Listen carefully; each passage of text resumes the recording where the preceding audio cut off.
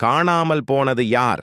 பொழுது விடியாத பின்னிரவு நேரத்தில் பரமார்த்த குரு பயணம் செய்து கொண்டிருந்த போது ஆறு ஒன்று குறுக்கிட்டது. ஆறு வேகமாக சீறிப் பாய்ந்து கொண்டிருந்தது. ஆற்றில் சலசல இரைச்சல் இருப்பதால் அது விழித்துக் கொண்டிருக்கிறது என்று குரு கருதினார். அதனால் இந்த வேளையில் ஆற்றை கடப்பது ஆபத்து எனப் பயந்தார். எனவே ஆறு தூங்கும் வேளையில் கடப்பது நல்லது என்று முடிவு செய்தார். ஆற்றின் கரையில் இருந்த ஒரு மரத்தடியில் தனது சீடர்களுடன் ஓய்வெடுத்துக் கொண்டிருந்தார். சிறிது நேரம் கழித்து குரு தனது சீடர்களில் ஒருவனான மட்டியை அழைத்தார். அவன் கையில் ஒரு கொள்ளிக்கட்டையை கொடுத்து ஆற்றின் அருகில் சென்று, அது இன்னும் விழித்துக் கொண்டிருக்கிறதா, தூங்கத் துவங்கிவிட்டதா என்று பார்த்து வருமாறு அனுப்பினார். மட்டி தன் குருவின் கட்டளையை ஏற்று கொள்ளிக்கட்டையை கையில் பிடித்துக்கொண்டு ஆற்றை நெருங்கினான். ஆற்று நீர் தன் மேல் பட்டுவிடாதபடி எட்டி நின்று கொண்டு கொள்ளிக்கட்டையை நீரில் அமிழ்த்தினான். அது சுரீரென்று ஒலியுடன் அணைந்துவிட்டது. அந்த ஒலியை கேட்டதும் மட்டி பதறிப்போனான். வேகமாக குருவை நோக்கி ஓடி வந்தான். குருவே, ஆறு விழித்துக் கொண்டிருக்கிறது. கொள்ளிக்கட்டையால் அதை தொட்டவுடன் சீறிவிட்டது. நல்ல வேளை தப்பியோடி வந்துவிட்டேன் என்று பயந்து கொண்டே கூறினான். அதனைக் கேட்ட குரு, நீ போய்ச் சோதித்துப் பார்த்துவிட்டு வந்தது நல்லதாய் போயிற்று. ஆறு விழித்துக் கொண்டிருக்கும் இந்த நேரத்தில் நாம் ஆற்றைக் கடந்தால் ஆற்றின் பொல்லாத கோபத்துக்குள்ளாகியிருப்போம். அது நன்றாக தூங்கும் வரை பொறுத்திருந்து அதன் பின் பயணத்தை தொடர்வோம் என்று கூறிவிட்டு அமர்ந்தார்.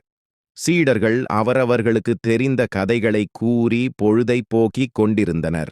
பொழுது வெளுக்க ஆரம்பித்தது. அயர்ந்து தூங்கிய குரு திடுக்கிட்டு எழுந்தார். மடையனை அழைத்தார். மடையா, பொழுது புலர ஆரம்பித்து விட்டது. இப்போதாவது ஆறு தூங்குகிறதா, விழித்துக் கொண்டிருக்கிறதா என்று பார்த்துவிட்டு வா என்று கூறினார். உடனே மடையன் மட்டி கொண்டு வந்த போட்டு அணைந்து போன கொள்ளிக்கட்டையை எடுத்துக்கொண்டு ஆற்றை நெருங்கினான். கட்டையை நீருக்குள் விட்டான். எந்தவித ஒலியும் ஏற்படவில்லை. அவனுடைய மகிழ்ச்சிக்கு அளவே இல்லை. வேகமாக ஓடி வந்தான். குரு, இப்போது ஆறு நன்றாக அயர்ந்து தூங்கிக் கொண்டிருக்கிறது என்று கூறினான். அப்படியா? இதுதான் சரியான வேளை. யாரும் எந்த ஒலியும் எழுப்பாமல் மிகவும் அமைதியாக வாருங்கள். சப்தம் போட்டால் ஆறு விழித்துக் கொள்ளும் என்று தன் சீடர்களை எச்சரித்துவிட்டு மெல்ல மெல்ல அடி எடுத்து வைத்து குரு ஆற்றை நோக்கி நடக்க சீடர்களும் பின்தொடர்ந்தனர். பயந்து கொண்டே ஆற்றை கடந்து ஒரு வழியாக அக்கரை வந்து சேர்ந்தனர். தன்னுடைய சீடர்கள் அனைவரும் பத்திரமாக வந்து சேர்ந்து விட்டார்களா என்று சரிபார்க்க குரு எண்ணினார். தனது சீடர்களில் ஒருவனை அழைத்து, சீடனே, என்னையும் சேர்த்து நாம் 6 பேர். நாம் அனைவரும் பத்திரமாக இருக்கிறோமா? நம்மில் யாரையாவது அந்த பொல்லாத ஆறு விழுங்கிவிட்டதா என சரிபார்த்து எண்ணி கூறு என்று கூறினார். மடையன் தன் முன்னால் நிற்பவர்களை 1, 2 என்று எண்ண ஆரம்பித்தான். தன்னை மட்டும் சேர்க்காமல் மற்றவர்களை மட்டும் எண்ணி, குருவே, 5 பேர்தான் உள்ளோம் என்று கூறினான். 6 பேரில் ஒருவரை காணோம் என்று குரு திடுக்கிட்டுப் போனார். தங்களில் ஒருவரை ஆறு விழுங்கிவிட்டது என்ற அனைவரும் அதிர்ச்சியடைந்தனர். அதனால் குரு மீண்டும் எண்ணி பார்க்குமாறு மற்றொரு சீடனிடம் கூறினார். அவனும் தன்னை விட்டுவிட்டு மற்றவர்களை மட்டும் எண்ணிவிட்டு, குருவே, மோசம் போனோம். மடையன் எண்ணியது சரியே. நம்மில் ஒருவரை காணோம். 5 உள்ளோம் என்று அலறினான். இப்படியே மற்ற சீடர்களும் குருவும் தங்களை சேர்க்காமலேயே எண்ணி 5 என்று முடிவு செய்தனர். தங்களில் ஒருவரை இழந்துவிட்ட சோகத்தில் அழுது கொண்டிருந்தனர். குருவுக்கு ஆத்திரம் தாங்கவில்லை. தன் சீடர்களில் ஒருவரை அபகரித்து கொண்ட ஆற்றின் மீது கடுங்கோபம் கொண்டார். அதனை பலவாறு பழித்துக் கூறி சாபமிட்டார். குருவும் சீடர்களும் துயரம் தாங்காமல் அழுது புலம்ப ஆரம்பித்து விட்டனர். ஆற்றோடு போனவன் தங்களில் யார் என்று அறிந்து கொள்ளாமலேயே துக்கம் கொண்டாட ஆரம்பித்து விட்டனர். அந்த நேரத்தில் வழிப்போக்கன் ஒருவன் குருவும் சீடர்களும் இருந்த இடத்தை நோக்கி வந்து கொண்டிருந்தான். அவர்கள் துயரத்தில் ஆழ்ந்திருப்பதை கண்டு அனுதாபம் கொண்டான். காரணம் என்ன என்று அவர்களிடம் விசாரித்தான்.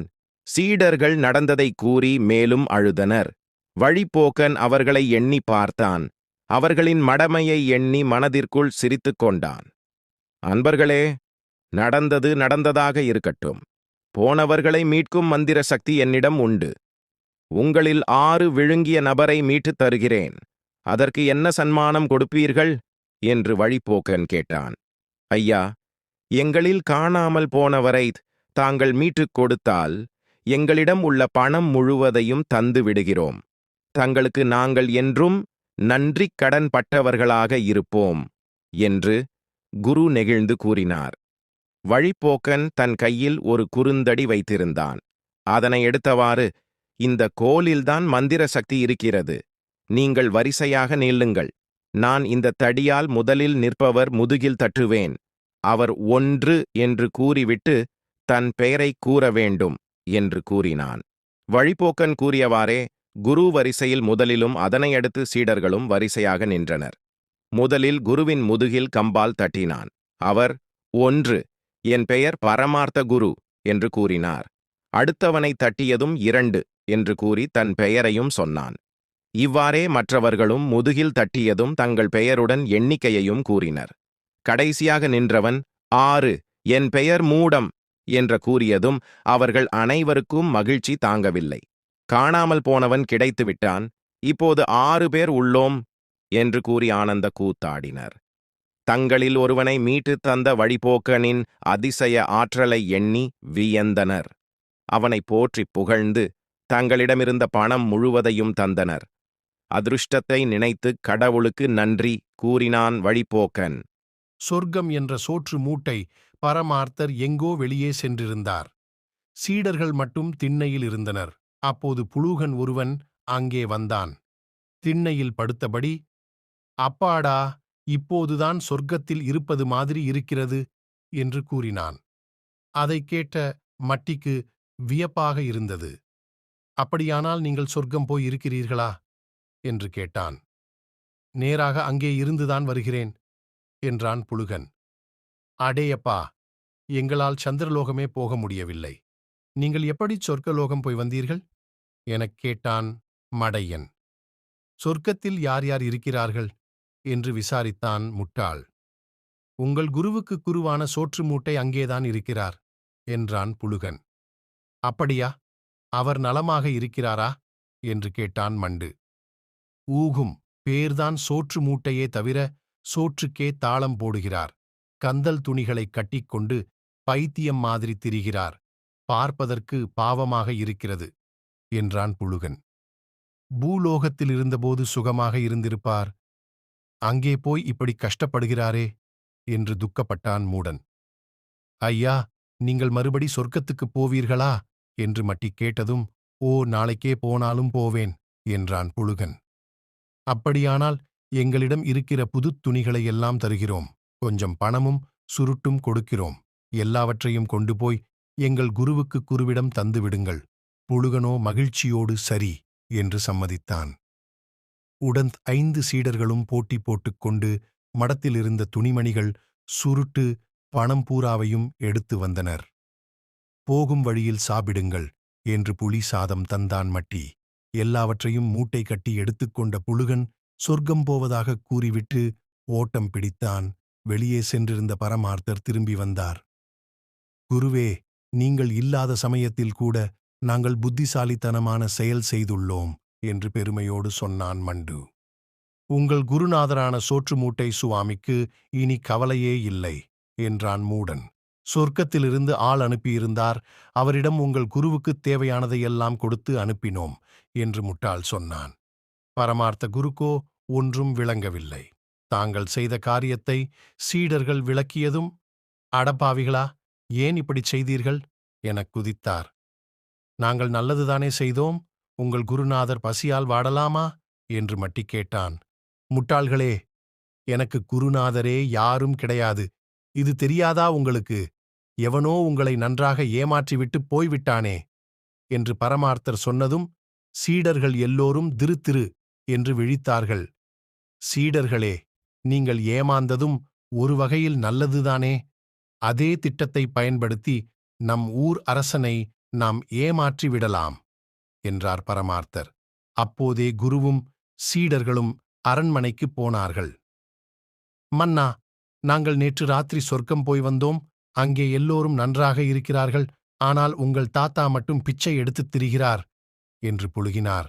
ஆமாம் அரசே, ராஜ குடும்பத்தில் பிறந்தவர் இப்படி பிச்சை எடுக்கலாமா என்று மட்டி கேட்டான். மடையனோ, அவரை பார்த்தால் பரிதாபமாக இருக்கிறது என்றான். நாங்கள் மறுபடியும் நாளைக்குச் சொர்க்கலோகமம் போகப் போகிறோம். ஏராளமாக பணமும் துணியும் உங்களிடமிருந்து வாங்கி வரச் சொன்னார் என்று புழுகினான் முட்டாள். அப்படியே உயர்ந்த இனக் குதிரையாக 2 வாங்கி வரச் சொன்னார் என்று தள்ளிவிட்டான் மண்டு. எல்லாவற்றையும் எங்களிடம் தந்துவிடுங்கள், நாங்கள் பத்திரமாக கொண்டு போய் கொடுத்து விடுகிறோம் என்றார் பரமார்த்தர். அரசனுக்கோ கோபமாக வந்தது. யாரங்கே, இந்த 6 முட்டாள்களையும் 6 நாளைக்குச் சிறையில தள்ளுங்கள் என்று கட்டளையிட்டான். அரசே, நாங்கள் என்ன தவறு செய்தோம்? செத்துப்போன உங்கள் தாத்தாதான் எங்களை அனுப்பினார் என்று ஏமாற்ற நினைத்தார் பரமார்த்த குரு. அரசனோ, யாரை ஏமாற்ற பார்க்கிறீர்கள்? இன்னும் என் தாத்தா சாகவே இல்லையே, இதோ உயிரோடுதான் இருக்கிறார் என்று சொன்னபடி பக்கத்தில் அமர்ந்திருந்த தாத்தாவை காட்டினான். ஐயையோ, அரசரின் தாத்தா செத்துவிட்டாரே, இல்லையா என்று தெரிந்து கொள்ளாமலேயே இப்படி வந்து மாட்டிக்கொண்டோமே என்று குருவும் சீடர்களும் அழுதனர். ஓலைச்சுவடி பத்திரிகை. குருநாதா, நாம் ஒரு ஓலைச்சுவடி பத்திரிகை ஆரம்பித்தால் என்ன என்று கேட்டான் முட்டாள். பத்திரிகையா? அதனால் நமக்கு என்ன லாபம் என்றார் பரமார்த்தர். தினம் தினம் நம்மை பற்றி புகழ்ந்து எழுதிக் கொள்ளலாம், நமக்கு பிடிக்காதவர்களை விருப்பம் போல் திட்டலாம் என்றான் மூடன். அப்படியானால் நம் பத்திரிகைக்கு தினப்புழுகு என்று பெயர் வைக்கலாம் என்றார் குரு. பெயருக்கு கீழே கெட்டிக்காரன் புழுகு 8 நாள் உண்மை என்று போடலாம் என்றான் மண்டு. அன்று முதல் பரமார்த்தரின் மடம் பத்திரிகை அலுவலகம் ஆயிற்று. பரமார்த்தர் தினப்புழுகு நாளிதழின் ஆசிரியராக பதவியேற்றுக் கொண்டார். மட்டியும் மடையனும் நிருபர்களாக நியமிக்கப்பட்டனர். இருட்டத் தொடங்கியதும் நிருபர்களான மட்டியும் மடையனும் வெளியே புறப்பட்டனர். அப்போது அந்த நாட்டு அரசன் நகர சோதனை செய்வதற்காக மாறு வேடத்தில் புறப்பட்டான். அதைக் கண்ட மட்டி, அரசர் ஏன் மாறு வேடத்தில் போகிறார் என்று கேட்டான். திருடுவதற்காக இருக்கும் என்றான் மடையன். ஒவ்வொரு வீடாக எட்டி பார்க்கிறாரே, ஏன் என்று சந்தேகம் கொண்டான் மட்டி. எந்த வீட்டில் கொள்ளையடிக்கலாம் என திட்டம் தீட்டுகிறார் என்று விளக்கினான் மடையன். அப்படியானால் இதை சும்மா விடக்கூடாது, முதல் பக்கத்திலேயே பெரிதாக எழுத வேண்டும் என்றான் மட்டி. மடத்துக்கு வந்ததும் திரட்டி வந்த செய்திகளை எழுதத் தொடங்கினார்கள். வேலியே பயிரை மேய்கிறது, பொதுச் சொத்தை கொள்ளையடிக்க அரசரே திட்டம். இரவு நேரத்தில் மாறு வேடத்தில் ஒவ்வொரு வீடாக எட்டி பார்த்தார். இந்த தலைப்பின் கீழ் அரசரை கண்டிபடி தாக்கி எழுதினார்கள். தேர்தலில் நம்மை எதிர்த்து போட்டி போட்டவர்களை சும்மா விடக்கூடாது, பழி வாங்கியே தீர வேண்டும் என்றான் மண்டு. மந்திரிகள் பேரிலும் ஊழல் பட்டியல் தயாரிப்போம் என்று கத்தினான் மூடன். உடனே மட்டியும் மடையனும் கீழ்கண்டவாறு செய்திகளை எழுதினார்கள். அரசு பணத்தில் அட்டகாசம். தளபதி தம்புசாமி குடித்துவிட்டு கலாட்டா. அறிவுகெட்ட அமைச்சர் அப்புசாமி 6 கட்டு சுருட்டு லஞ்சம் வாங்கினார். ஊழலோ ஊழல். மந்திரி மலர்வண்ணன் மாடி வீடு கட்டிய மர்மம் என்ன? இளவரசர் இந்திரனின் லீலை. இளம் பெண்ணின் கையை பிடித்திழுத்து வம்பு. இதேபோல் தங்களுக்கு பிடிக்காதவர்களையெல்லாம் விருப்பம் போல் தாக்கி எழுதினார்கள். நம்மை பற்றி கொஞ்சம் புகழ்ந்து எழுதிக் கொள்வோமே என்றான் முட்டாள். என்ன எழுதுவது எனக் கேட்டான் மூடன். சுருட்டு மன்னர் பரமார்த்தரின் சாதனை. ஒரே நாளில் தொடர்ந்து 30 சுருட்டு பிடித்தார் என்று எழுதினான் முட்டாள். மண்ணில் புரளுவது எப்படி என்ற தலைப்பில் மண்ணில் புரளுவதால் உடல் நலம் ஏற்படும் என பேட்டி கொடுத்தான் மட்டி. தொப்பை வளர்ப்பது எப்படி என்ற ஆராய்ச்சி கட்டுரையை அறிவியல் பகுதியில் எழுதினார் பரமார்த்தர். பரமார்த்தருக்குச் சிலை, மக்கள் போராட்டம். தத்துவத் தந்தை பரமார்த்த குருவுக்கும் அவரது சீடர்களுக்கும் சிலை வைக்க வேண்டும் என்று கோரி மக்கள் போராட்டம் நடத்தினார்கள். இந்த சிலையை அரண்மனைக்கு எதிரேதான் வைக்க வேண்டும் என்றும் மக்கள் கோஷமிட்டபடி ஊர்வலம் சென்றார்கள். இதேபோல் ஒவ்வொருவருக்கும் தங்களை பற்றி கண்டபடி கிறுக்கி வைத்தனர். எல்லாவற்றையும் கொண்டு போய் பரமார்த்தரிடம் கொடுத்ததும், எல்லாம் நன்றாகத்தான் எழுதியிருப்பீர்கள், விடிந்ததும் விற்றுவிட்டு வாருங்கள் என்று கூறிவிட்டு படுத்துவிட்டார். பொழுது விடிந்ததும் சீடர்கள் பத்திரிகைகளை எடுத்துக்கொண்டு விற்கப் போனார்கள். தினப்புழுகு வாங்கலையோ, தினப்புழுகு 4 பக்கம் 40 காசு என்று கத்தினான் முட்டாள். சிலர் ஓடி வந்து ஓலையில் எழுதப்பட்ட பத்திரிகையை வாங்கி பார்த்தனர். செய்திகளை படித்துவிட்டு அதிர்ச்சி அடைந்தனர். செய்தி அரசருக்கும் மற்ற அமைச்சர்களுக்கும் எட்டியது. நீதி தவறாத மன்னனை பற்றியும் அவனது மந்திரிகளை குறித்தும் கண்டபடி தவறா எழுதியதற்காக பரமார்த்தர் மீதும் சீடர்கள் மீதும் குற்றப்பத்திரிகை வாசிக்கப்பட்டது. பரமார்த்தரோ, இதெல்லாம் உண்மை என்று யார் சொன்னது? பத்திரிகையின் பெயரை பாருங்கள், தினப்புழுகு என்றுதானே போட்டிருக்கிறோம் என்று கூறினார். அதன் பின் குருவும் சீடர்களும் விடுதலை செய்யப்பட்டனர். மருத்துவத் தொழில். குருநாதா, இனிமேல் நாம் மருத்துவத் தொழில் செய்தால் என்ன? எனக் கேட்டான் முட்டாள். அதனால் நமக்கு என்ன பயன் என்று பரமார்த்த குரு கேட்டார். பணம் கிடைக்கும், அத்துடன் புண்ணியமும் கிடைக்கும் என்றான் மூடன். அப்படியே செய்வோம் என்றார் குரு. மனிதர்களுக்கு மட்டும்தானா என்று கேட்டான் மண்டு. மனிதர்க்கும் வைத்தியம் செய்வோம், மாட்டுக்கும் செய்வோம், குழந்தைக்கும் செய்வோம், குரங்குக்கும் செய்வோம் என்றான் மட்டி. பரமார்த்தரும் அவரது 5 சீடர்களும் மருத்துவம் செய்யும் செய்தி ஊர் முழுதும் பரவியது. காய்ச்சலால் அவதிப்பட்ட ஒருவன் வந்தான்.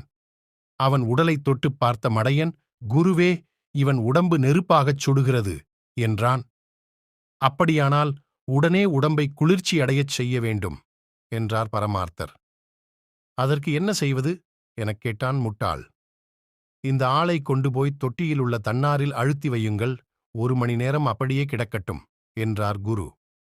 உடனே மட்டியும் மடையனும் அந்த நோயாளியை தூக்கிக் கொண்டு போய் தொட்டி நீரில் போட்டனர். முட்டாளும் மூடனும் மாற்றி மாற்றி அவனை நீரில் அழுத்தினார்கள். நோயாளியோ ஐயோ, அம்மா என்று அலறியபடி விழுந்தடித்து ஓடினான். கொஞ்ச நேரம் கழித்து ஒரு கிழவி வந்தாள். கண் வலிக்கிறது என்றாள். இப்போது நேரமில்லை, உன் கண்ணை மட்டும் தோண்டி எடுத்துக் கொடுத்து விட்டு போ, சரி செய்து வைக்கிறோம் என்றான் முட்டாள். கிழவியோ ஐயையோ என்று கத்திக்கொண்டு ஓடினாள். சிறிது நேரம் சென்றது. உடம்பெல்லாம் வெடவெட என்று நடுங்குகிறது என்றபடி ஒருவன் வந்தான். சும்மா இருப்பதால்தான் ஆடுகிறது, உடம்பு முழுவதும் கயிறு போட்டு கட்டிவிடுங்கள், அப்போது எல்லாம் சரியாகிவிடும் என்றார் பரமார்த்தர். முட்டாளும் மூடனும் வந்தவனை இழுத்து கொண்டு சென்று தூணில் கட்டி வைத்தனர். கட்டி வைத்த பிறகும் அவன் உடம்பு நடுங்குவதைக் கண்ட மட்டி, குருதேவா, இது குளிரால் வந்த நோய், இது தீர வேண்டுமானால் இவன் உடம்பைச் சூடாக்க வேண்டும் என்றான். அதைக் கேட்ட முட்டாள் தன் கையிலிருந்த கொள்ளிக்கட்டையால் நோயாளியின் உடல் முழுவதும் வரிவரியாகச் சூடு போட்டான். வலி தாங்காத நோயாளி சுருண்டு விழுந்தான். பல்வலி தாங்க முடியவில்லை, என்ன செய்வது என்று கேட்டபடி வேறொருவர் வந்தார். வலிக்கிற பல்லை எடுத்துவிட்டால் சரியாகிவிடும் என்றார் பரமார்த்தர். சீடர்களோ ஆளுக்குக் கொஞ்சமாக எல்லா பல்லையும் கத்தியால் தட்டி எடுத்து பொட்டலமாகக் கட்டிக் கொடுத்தனர். இனிமேல் உனக்கு பல்வலியே வராது என்றார் பரமார்த்தர். சற்று நேரம் கழிந்தது. யானைக்கால் வியாதிக்காரன் ஒருவன் வந்தான். உலகிலேயே இதற்கு 2 வகையான வைத்தியம்தான் இருக்கிறது. நன்றாக இருக்கிற காலை வெட்டிவிட்டு அந்த இடத்தில் யானையின் காலை ஒட்டிவிட வேண்டும். இல்லாவிட்டால் அந்த காலுக்குச் சமமாக இந்த காலில் உள்ள சதையைச் செதுக்கி எடுத்துவிட வேண்டும் என்றார் பரமார்த்தர். யானைக்கால் வியாதிக்காரனோ காலை விட்டால் போதும் என்று தப்பினான். ஐயா, ஒரே இருமல், தொடர்ந்து இருமிக் கொண்டே இருக்கிறதன் என்றபடி வேறு ஓர் ஆள் வந்தார். வாயை திறப்பதால்தானே இருமல் வருகிறது, வாயை மூடிவிட்டால் என்ன என்று நினைத்தார் பரமார்த்தர். இவர் வாயை அடைத்து விடுங்கள் என்று கட்டளையிட்டார். குருவின் சொல்படி கிழிந்த துணிகளையெல்லாம் சுருட்டி இருமல்காரனின் வாயில் வைத்து திணித்தான் மட்டி. என் சரியாகத் தழை தின்ன மாட்டேன் என்கிறது என்றபடி ஒருவன் வந்தான். அந்த ஆட்டைக் கண்ட குரு, தொண்டையில் ஏதாவது அடைத்துக் கொண்டிருக்கும் என்றார். வாயை பெரிதாக ஆக்கிவிட்டால் போதும் என்றான் மடையன். கத்தி ஒன்றை தூக்கிக் கொண்டு வந்தான் முட்டாள். அதை பிடுங்கி ஆட்டை வெட்டப் போனான் மூடன். பயந்து போன ஆட்டுக்காரன் ஆட்டை இழுத்துக்கொண்டு ஓட்டம் பிடித்தான். குருவும் சீடர்களும் வைத்தியம் என்ற பெயரில் கண்டபடி நடந்து கொள்வதைப் பற்றி எல்லோரும் பேசிக் கொண்டனர். ஊர் பெரியவர்கள் கூடி இனி குருவையும் சீடர்களையும் ஊருள் நுழையவிடக் கூடாதென முடிவெடுத்தனர். வாடகை மாட்டுக்கா, மாட்டின் நிழலுக்கா? ஒரு சமயம் பரமார்த்த குருவும் சீடர்கள் 5 வெளியூர் செல்லத் திட்டமிட்டனர். ஆனால் குருவிற்கு வயதாகிவிட்டதால் அவரால் நடப்பதற்குச் சிரமமாக இருக்கும் என்று எண்ணிய சீடர்கள் அவர் பயணம் செய்வதற்கு மட்டும் ஒரு பொதியை, காளை மாட்டை வாடகைக்கு அமர்த்தினர். மாட்டுக்காரன் கேட்ட தினக்கூலியாக மாட்டு வாடகை 5 காசுகள் தருவதாக ஒப்புக்கொண்டு அதன்படி பரமார்த்த குருவை மாட்டின் மேல் அமர வைத்து சீடர்கள் பயணத்தைத் பரமார்த்த குருகதை தொடர்ந்தனர். அப்போது கோடைக்காலமாதலால் வெயில் வெகு கடுமையாக இருந்தது. அவர்களின் பயணத்தின்போது வழியில் ஒரு மணற்பரப்பான மரங்கள் எதுவும் இல்லாத வெட்ட வெளியை கடக்க வேண்டியிருந்தது. வெட்ட வெளியாக இருந்தமையால் வெயிலும் தாங்க முடியாத வெப்பமாக இருந்தது. வெப்பத்தின் கடுமையை தாங்க முடியாத பரமார்த்த குருவுக்கு நாக்கு வறண்டு தாகம் அதிகமாகி கண்கள் பஞ்சடைந்து மயக்கமடைந்து கீழே விழுகின்ற நிலையை அடைந்தார். அவருக்கு பின்னால் வந்து கொண்டிருந்த சீடர்கள் குருவை கீழே விழாதவாறு தாங்கிப் பிடித்து கீழே மணல் சூடாதபடி துணிகளை பரப்பி மாட்டின் நிழலிலேயே படுக்க வைத்தனர். குருவின் மயக்கத்தை தெளிவிக்க சிறிது தண்ணீரை முகத்தில் தெளித்து தண்ணீரை குடிக்கச் செய்தனர். சிறிது நேரத்தில் குருவுக்கு மயக்கம் தெளிந்ததும் பழையபடி மாட்டின் மேல் உட்கார வைத்து பயணத்தை தொடர்ந்தனர். வெட்டவெளியை கடந்ததும் ஒரு இடத்தில் தங்கி உணவருந்திவிட்டு சிறிது நேரம் ஓய்வெடுத்தனர். அதன் பின்னர் பயணத்தை மேற்கொண்டு ஓர் ஊரை சென்றடைந்தனர். அவர்கள் அவ்வூரை சென்றடைய இரவு நேரம் ஆகிவிட்டமையால் அவ்வூரிலேயே தங்கி மறுநாள் காலை பயணத்தை மேற்கொள்ள முடிவெடுத்தனர். இதனை அறிந்த அவ்வூர் மக்கள் பண்ணையாரிடம் பரமார்த்த குருவும் சீடர்களும் வந்திருக்கும் செய்தியை அறிவித்தனர். பண்ணையார் தங்கியுள்ள அவர்களுக்கு சாப்பாடும் தங்குவதற்கு இடமும் ஏற்பாடு செய்து கொடுத்தார். சாப்பாடு முடிந்த பின்பு சீடர்கள் மாட்டின் சொந்தக்காரனுக்கு அன்றைய மாட்டு வாடகையாக 5 காசுகளை கொடுத்தனர். மாட்டுக்காரன் அவர்கள் கொடுத்த 5 காசுகளை வாங்க மறுத்தான். மாட்டின் மேல் சவாரி செய்வதற்காக 5 காசுகளும் மாட்டின் நிழலின் குரு ஓய்வெடுத்தற்காக 3 காசுகளும் சேர்த்து 8 காசுகள் வாடகையாக தந்தால் தான் வாங்குவேன் என்றான் மாட்டுக்குச் சொந்தக்காரன். இது என்ன அநியாயமாக இருக்கிறதே, மாட்டைத்தான் வாடகைக்கு எடுத்தோம், அதெப்படி மாட்டின் நிழலுக்கு வாடகை கொடுக்க முடியும்? ஆதலின் மாட்டின் வாடகையை மட்டும் பெற்றுக்கொள்ளுங்கள் என்றனர். இவர்களுடைய காரசார விவாதத்திற்குப் பிறகு இந்த விஷயம் அந்த ஊர் பண்ணையாரிடம் சென்றது. பண்ணையார் மாட்டுக்காரனை அழைத்து, ஐயா, தாங்கள் பேசியபடியே ஒரு நாள் வாடகை 5 காசுகள் அதன்படி பெற்றுக்கொள்வதுதான் நியாயம் என்றார். அதற்கு மாட்டுக்காரன், ஐயா, நான் 5 காசு பேசியது மாட்டின் மேல் சவாரி செய்வதற்கு மாட்டும்தான், ஆனால் மாட்டின் நிழலில் தங்குவதற்காக அல்ல. ஆகையால் மாட்டின் வாடகை 5 காசுகளும் நிழலுக்காக 3 காசுகளும் சேர்த்து 8 காசுகள் தரவேண்டும் என்று மீண்டும் பிடிவாதம் செய்தான். இது மிகவும் அநியாயமாக இருக்கிறது என்றார் பண்ணையார். இது ஒன்றும் அநியாயம் இல்லை, நியாயமாகத்தான் கேட்கிறேன் என்றான் மாட்டுக்காரன். இதனால் ஊர் மக்கள் எல்லோரும் கூடிவிட்டனர். தீர்வே இல்லாமல் இந்த பிரச்சனை நீண்டு செல்வதால் மாட்டுக்காரனையும் குருவையும் சீடர்களையும் நோக்கி, நான் ஒரு தீர்ப்பு சொல்கிறேன், அதற்கு நீங்களெல்லாம் கட்டுப்படுவீர்களா என்றார் பண்ணையார். அதற்கு மாட்டுக்காரனும் குருவும் சீடர்களும் கட்டுப்படுவதாக ஒட்டுமொத்தமாக கூறினார்கள். இதற்கு இதுதான் மிகச் சிறந்த தீர்ப்பாகும் என்று மனதில் நினைத்து கொண்டு பண்ணையார் மாட்டின் சொந்தக்காரனை தன் அருகில் அழைத்து, மாட்டின் மீது குரு ஏறி வந்தற்காக வாடகை 5 காசுகளும் மாட்டின் நிழலின் தங்கியதற்காக 3 காசுகளின் நிழலையும் பெற்றுக்கொள் என்றார். மாட்டுக்காரன் ஒன்றும் புரியாமல் விழித்தான். எவ்வளவு யோசனை செய்தும் இதன் முடிவு தெரியவில்லை. இப்போது இரவு நேரம், காலையில்தான் நிழலுக்கான பணத்தை பார்க்க முடியும் என்று கூறி மறுநாள் காலை சூரியன் உதயமானதும் மாட்டுக்காரனை அருகில் அழைத்து மாட்டின் நிழலுக்கான 3 காசுகளை வெயிலில் பிடித்தார். உட்கார்ந்து சாப்பிட எண்ணி சோம்பேறி சீடர்கள் போட்ட திருட்டு. உழைக்காமல் திருடி சம்பாதிக்க துணிச்சல் இன்றி குரங்கை பழக்கி திருட்டுத் தொழில் செய்ய முடிவெடுத்தனர். முட்டாள் குருவும் அடிமுட்டாள் சீடர்களும். ஏதேச்சையாக காட்டில் கண்ட குரங்கை பிடித்து ஆசிரமத்தில் வைத்து குருநாதர் அடிக்கடி சுருட்டு பிடிக்கிறார். நமக்கு ஒரு தடவை கூட தந்ததில்லை. குரங்கே, எங்களுக்கு நல்ல விலை உயர்ந்த சுருட்டை கொண்டு வா என அனுப்ப, குரங்கு பட்டாசு கடையில் கண்ட பட்டாசுகளை சுருட்டென தவறாக எண்ணிக் கொண்டு வந்துவிட்டது. ஆனந்தம் கொண்ட அடிமுட்டாள் சீடர்கள் எல்லாம், ஆஹா, நம் குருநாதர் பிடிப்பதை விட விலை உயர்ந்த சுருட்டுகள், அதுதான் கலர் கலராக இருக்கிறது. அட, பத்த வைக்க திரி கூட இருக்கிறதே என பத்த வைக்க பட்டாசு வெடித்தது. உதடுகள் கிழிந்து ஆ ஆ என வலியில் கதற, குரு ஓடி வந்து, எனக்கு தெரியாமல் இனி திருட்டுத்தனம் கூடாது என சீடர்களுக்கு வார்னிங் செய்தார். தங்கள் குருநாதர் கிழிந்த வேட்டி உடுத்தியிருப்பது கண்டு, குருவே, உங்களுக்கு நல்ல பட்டுத் துணிகள் எடுத்து வரச் சொல்லுங்கள் என்றனர். அவ்வாறே குரங்கும் அரண்மனையில் இருந்த மன்னனின் ஆடைகள், கிரீடம் யாவற்றையும் கொண்டு வந்துவிட, அதைக் கண்ட முட்டாள் சீடர்கள் எல்லாம் வாய்பிளந்து ஆளுக்கொரு ஆடைகள் உடுத்திக் கொள்ள உற்சாகமாக கிரீடம் சூடிய முட்டாள் குருவுடன் ஊர்வலமாக ஊருக்குள் சென்றனர். அடுத்த நொடியே அரசனிடம் திருடியதற்காக கைது செய்யப்பட்டு சிறையில் அடைக்கப்பட்டனர். உட்கார்ந்து சாப்பிட ஒரு வழியும் இல்லையா? என்ன நாடு இது? கொடுமை சார் என முட்டாள் குருவுடன் புலம்பியபடியே இருந்தனர் அடிமுட்டாள் சீடர்கள். பரமார்த்த குரு கதைகள். கால் முளைத்த மீன்கள் கடலுக்குச் சென்று மீன் பிடிக்க வேண்டும் என்ற ஆசை மட்டிக்கு ஏற்பட்டது.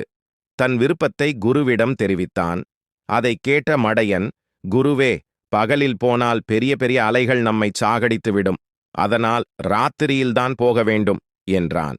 ஆமாம் குருவே, அப்போதுதான் கடல் தூங்கிக் கொண்டிருக்கும் என்றான். மண்டு, ஒரே இருட்டாக இருக்குமே, என்ன செய்வது எனக் கேட்டான் மூடன். என் கையில்தான் கொல்லிக்கட்டை இருக்கிறதே என்றான் முட்டாள். கடல் என்றதுமே பரமார்த்தருக்கு பயமாக இருந்தது. இருந்தாலும் சீடர்கள் தன்னை கோழை என்று நினைத்துவிடக் கூடாது என்பதால் சம்மதம் தெரிவித்தார். சீடர்கள் மகிழ்ச்சியோடு ஆளுக்கு ஒரு தூண்டில் தயார் செய்தனர். இரவு வந்தது. குருவும் சீடர்களும் கொல்லிக்கட்டை வெளிச்சத்தில் மீன் பிடிக்கப் புறப்பட்டார்கள். கடற்கரை ஓரத்தில் படகு ஒன்று இருந்தது. அதில் பரமார்த்தரும் அவரது 5 சீடர்களும் ஏறிக் கொண்டனர். மட்டியும் மடையனும் கண்டப துடுப்பு போட்டனர். மூடன் தூண்டிலை போட்டான். அவன் போட்ட தூண்டிலில் தவளை ஒன்று மாட்டியது. அதைக் கண்ட சீடர்கள், இதென்ன விசித்திரமாக இருக்கிறதே என்று கேட்டனர். அது தவளை என்பதை மறந்த பரமார்த்தர், இதுவும் ஒரு வகை மீன்தான், அதிகமாக தின்று கொழுத்துவிட்டால் இப்படி கால்கள் முளைத்துவிடும் என்று விளக்கம் கூறினார். அப்படியானால் கால் முளைத்த மீன்களை கட்டி போட்டு வீட்டிலேயே வளர்க்கலாம் என்றான் மட்டி. அதற்கு பிறகு மண்டு போட்ட தூண்டிலில் ஒரு சிறிய மீன் மட்டுமே மாட்டியது. குருநாதா, எனக்கு ஒரு யோசனை தோன்றுகிறது.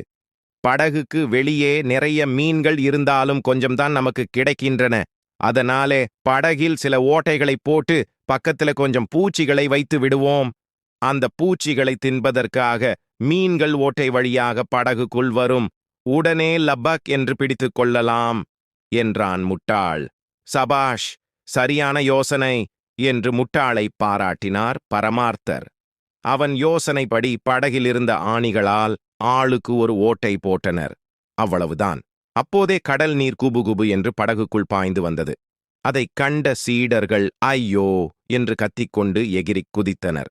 அதனால் இன்னும் கொஞ்சம் ஆட்டம் கண்டது படகு. அதற்குள் படகு முழுவதும் நீர் நிரம்பிவிடவே படகு கடலுக்குள் மூழ்கியது. குருவும் சீடர்களும் லபோதிபோ என்று அலறியபடி நீருக்குள் தத்தளித்தனர். அவர்கள் போட்ட சப்தத்தை கேட்டு அங்கு வந்த சில மீனவர்கள் நீந்திச் சென்று அனைவரையும் காப்பாற்றினர். மடத்துக்கு வந்து சேர்ந்த சீடர்கள், நம் படகு எப்படி கவிழ்ந்தது என்று கேட்டனர். கடலும் மீன்களும் சேர்ந்து சதித்திட்டம் செய்துதான் நம் படகை கவிழ்த்து விட்டன என்றார் பரமார்த்தர். அப்படியானால் எப்படியாவது கடலின் திமிரையும் மீன்களின் கொட்டத்தையும் அடக்க வேண்டும் என்றான் மட்டி. குருவே, முடிந்தவரை மீன்களை பிடித்து கொன்று விடுவோம் என்றான் மடையன். ஆமாம், சும்மா விடக்கூடாது, மறுபடியும் மீன் பிடிப்போம் வாருங்கள் என்றான் முட்டாள். மறுநாளும் மீன் பிடிக்கப் புறப்பட்டனர். கடலுக்குள் சென்றதும், குருவே, எங்களை விட உங்கள் மீதுதான் மீன்களுக்கு கோபம் அதிகமாக இருக்கும். அதனால் தூண்டில் போடுவதற்கு பதில் உங்களையே கயிற்றில் கட்டி கடலுக்குள் இறக்கி விடுகிறோம் என்றான் மட்டி. உங்களை கடிப்பதற்காக கடலில் உள்ள எல்லா மீன்களும் வரும். உடனே நாங்கள் எல்லா மீன்களையும் பிடித்து விடுகிறோம் என்றான் மடையன். குரு சற்று நேரம் யோசித்தார். நீங்கள் சொல்வதும் சரியே என்றார். உடனே சீடர்கள் அவரை கயிற்றில் கட்டி கடலில் தூக்கிப் போட்டனர். நீச்சல் தெரியாத பரமார்த்தர் நீருக்குள் மூழ்கியதும் மூச்சுவிட முடியாமல் துடித்தார். நீரின் மேல் பரப்பில் காற்று குமிழிகள் வருவதைக் கண்ட சீடர்கள், அடேயப்பா அப்பா, நம் குரு நிறைய மீன்களை பிடிக்கிறார் போலிருக்கிறது என்றனர். பரமார்த்தரின் வயிறு முழுவதும் நீர் நிரம்பியதால் குமிழிகள் வருவது நின்றன. எல்லா மீன்களையும் பிடித்துவிட்டார் என்று நினைத்த சீடர்கள் நீரிலிருந்து குருவை தூக்கினர். ஆனால் பரமார்த்தரோ மயங்கிக் கிடந்தார். மீன்களோடு நீண்ட நேரம் சண்டை போட்டதால் களைத்து விட்டார் என்றான் மட்டி. கண் விழித்த பரமார்த்தர், சீடர்களே, இன்னும் நம்மீது கடலுக்கு இருக்கும் கோபம் தீரவில்லை. எப்படியோ இந்த தடவை தப்பித்துக் கொண்டோம். இனிமேல் கடல் பக்கமே போக வேண்டாம் என்றார். கடைசியில் கடலையும் மீன்களையும் திட்டியபடி அனைவரும் கரை சேர்ந்தனர். 5 சீடர்களின் அற்புத தயாரிப்பு தொப்பை கரைச்சான் லேகியம். இப்படித்தான் ஒரு முறை திடீரென பரமார்த்த குருவின் தொப்பை பெரிதாகி போனது. உட்கார நடக்க முடியாமல் சிரமப்பட்டார். இதனால் கவலையடைந்த ஒரு சீடன், குருவே, உங்கள் தொப்பை தினமும் வளர்வது கவலையளிக்கிறது என்று கூற, மற்றொரு சீடன், குருவே, உங்களுக்கு குழந்தை பிறக்கப் போவது போல வயிறு பெரிதாகிறது எனக் கூற, இன்னொருவன், உங்கள் வயிறு ஒரு நாள் வெடித்துவிடப் போகிறது என்றான். குரு பயந்து, என்ன செய்யலாம் எனக் கேட்க, வைத்தியரிடம் சென்றால் சரி செய்யலாம் என்றான் ஒருவன். வேறொருவன், வேண்டாம், நம்மிடம் உள்ள ஓலைச்சுவடிகளில் தொப்பை கரிச்சான் லேகியம் சாப்பிட்டால் தொப்பை கரைந்துவிடும் என இருக்கு. தேவையான மூலிகைகளை நாங்கள் காட்டில் பறித்து வருகிறோம் என்றனர். குரு சீடர்களின் புத்திசாலித்தனத்தை வியந்து, சீக்கிரம் கொண்டு வாருங்கள், நாம் அதை மற்றவர்களுக்கும் விற்று நிறைய சம்பாதிக்கலாம் எனக் கூறினார். சீடர்கள் காட்டில் தொப்பை கரிச்சான் மூலிகை எது என தெரியாமல் விழித்தபடி நிற்கும் வேளையில் ஒட்டிய வயிற்றுடன் முனிவர் ஒருவர் தவம் செய்வது கண்டு, முனிவரே, தொப்பை கரிச்சான் செடி எங்கே இருக்கிறது என்று கேட்டு அவர் தவம் கலைக்க, கோபங்கொண்ட முனிவர் அவர்களை குழப்ப எண்ணி, எது நாறுகிறதோ அதுவே நீ தேடுவது என்றார். இதை நம்பிய முட்டாள் சீடர்கள் கண்களில் கண்ட எல்லா செடி இலைகளையும் பறித்தனர். அவற்றைக் கண்ட குரு மகிழ்ந்து, என் தோப்பை சீக்கிரம் குறைந்துவிடும் என்று அவர்கள் அரைத்து காய்ச்சிய கெட்ட நாற்றம் வீசிய லேகியத்தை மூக்கை பிடித்து கொண்டே பல ஊருண்டைகள் உண்டார். மன்னன் முதல் மக்கள் வரை தொப்பை கரைக்க பரமார்த்தர் லேகியம் உண்பது அறிந்து அவர்களும் தொப்பை கரைக்க மூக்கை பிடித்து கொண்டே உண்டனர். சிறிது நேரத்தில் எல்லோருக்கும் கடும் வயிற்று வலியுடன் கண்டவற்றை உண்டதால் வயிற்றுப்போக்கும் உண்டானது. கடுங்கோபம் கொண்ட மன்னர் பரமார்த்தரை பட்டினிச் சிறையில் அடைத்தார். தண்டனை முடிந்து பசி சோர்வால் வயிறு காய்ந்து தொப்பை இல்லாமல் தள்ளாடி வர, குருவே, எங்கள் லேகியம்தான் உங்கள் தொப்பையை கரைத்து விட்டது எனச் சீடர்கள் பெருமை கொள்ள, தண்ணீர் கூட இல்லாத பட்டினி சிறையால் இப்படி ஆயிற்றடா முட்டாள்களா என்று மயங்கி விழுந்தார் முட்டாள்களின் தலைவர் பரமார்த்த குரு. வெள்ளை யானை பறக்கிறது.